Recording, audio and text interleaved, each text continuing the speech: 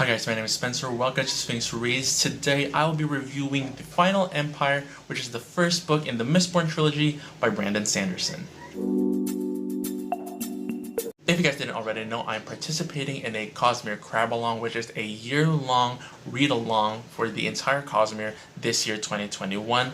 We have a Discord that will continue to be active even after 2021. All the links and the information will be linked down below. It's on Books Before Death's channel. Please go subscribe to them. They're amazing people. Before I jump into the review, something that I think is important for you to know is that I am mostly a middle grade reader. I don't read a lot of adult epic high fantasy, so my perspective is something to take into account as I express these thoughts and feelings. Not to get into too much detail, which I believe the blurb of this book does. This book is set in this world where there's just like kind of a lot of mists and ash like all around. It's a pretty dark and dreary sort of medieval-ish world. We follow two main characters. We get a few other POVs, but there are two main characters, and that is Kelsier, who is kind of this warrior type guy who's trying to overthrow the sort of evil king called the Lord Ruler by recruiting a bunch of people who are willing to fight back. And one of the people he recruits is Vin, who is our other main character. She is this 13 or something year old girl. She's a teenager, and she's part of a thieving crew and has some abilities that help that thieving crew before to kind of get what they want. So the first thing that I want to note is that for the first about 70% of this book,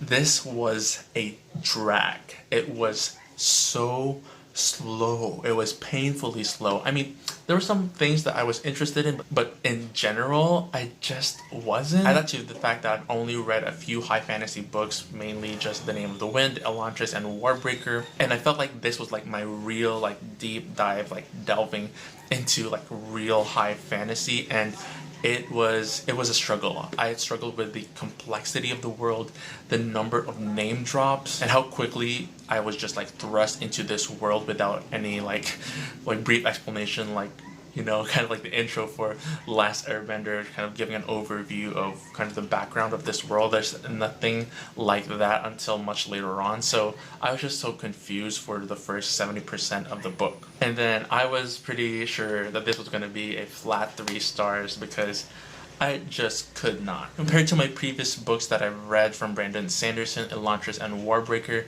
which were very dialogue heavy, which I appreciated, this book, like at least for the beginning, there just wasn't enough dialogue in my opinion, or if there was, it was really slow. I wasn't interested in what was being said. It was just not to my taste, you know? Also, the chapters, like all throughout, are pretty long, so that was a little bit of a struggle for me because I'm the kind of person who doesn't want to put a book down mid-chapter. It just throws me off a little bit. But, and here's the big but of this whole situation, I was like not vibing at all with this book for the most part, and I was telling everyone on the Discord that, guys, this just isn't working for me.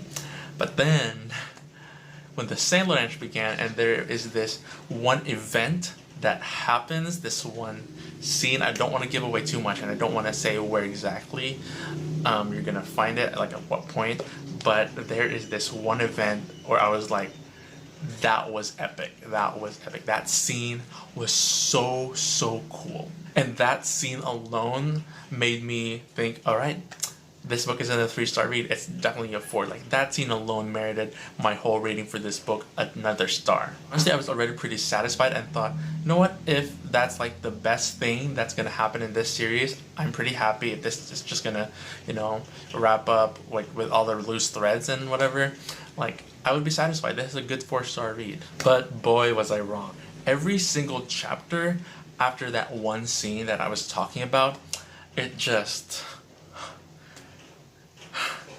every single chapter to the end was just amazing. There was just so many things happening, and there's so many big reveals, and it didn't feel like an info dump at all. It was just like really just amazing scenes that I'm really struggling not to scream right now because it is the evening and I don't want my neighbors to be bothered. But yeah, it was amazing.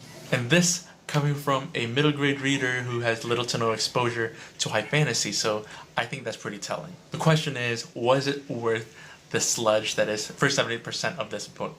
Yes, it was. Like, the payoff was so good, was so great. There were so many things that were foreshadowed in the beginning that had such a great payoff in the end. Like, things you thought were like, okay, maybe that's important, maybe it's not. The payoff was amazing. The character development in this book was amazing. It's something that's like really slow, really subtle, but towards the end, there's just, you see how much everything that happened before was crucial to the development of their character. Like, the way that Kelsey's mind has changed on a lot of things, as well as Vin, how she has changed all throughout this story, was pretty amazing to witness. One thing that I really loved is the cast of characters. They were pretty hard to follow for a lot of the book, but once you get to know a few of them, a handful of them, their different story arcs were really interesting to follow, and I just loved all of them, most of them, because I don't really know a lot of them very much, but the ones that have a very well fleshed out story arc, I just love all of them. I would say for this book, my favorites would have to be, number one, Sazed is the best. I love him, absolutely love him.